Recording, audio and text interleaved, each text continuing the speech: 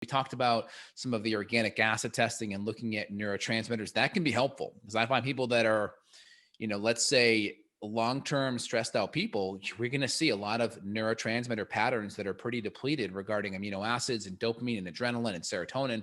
And that may be a longer thing you have to work on repleting with amino acids. So that may not be just a supplement you one and done kind of thing. It may take a while to work on repleting that, especially, the faster it happens is when you work on all the sleep stuff and the diet stuff, that gets better. But that's a bucket that may need some effort to work on repleting.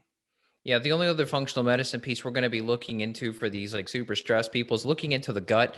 We're going to be looking at gut inflammation. We're going to be looking at parasites, bacterial overgrowth, all the stuff we normally talk about, candida, because there could be some more functional reasons why someone is going into the cookies, for example, or the alcohol. Maybe on a neurotransmitter test, they look okay, but in regards to their gut, maybe they have all these bacterial pathogens or parasitic pathogens that are kind of like begging for some sort of quick burning glucose, right? So we may come in and I noticed personally just using some mimosa. I was doing some experiments with not the orange juice cocktail thing, but actual mimosa, the seed, mimosa tree seed in capsule form.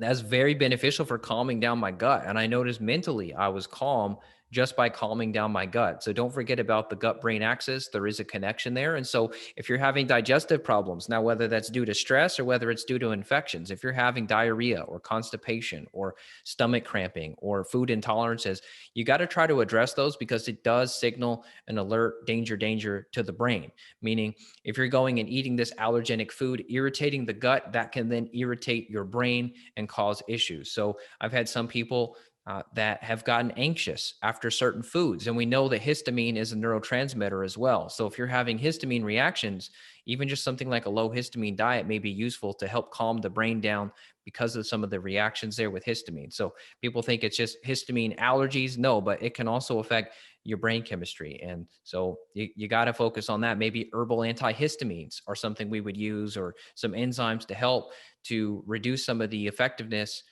of the histamine on the brain. So I think that's probably my last piece.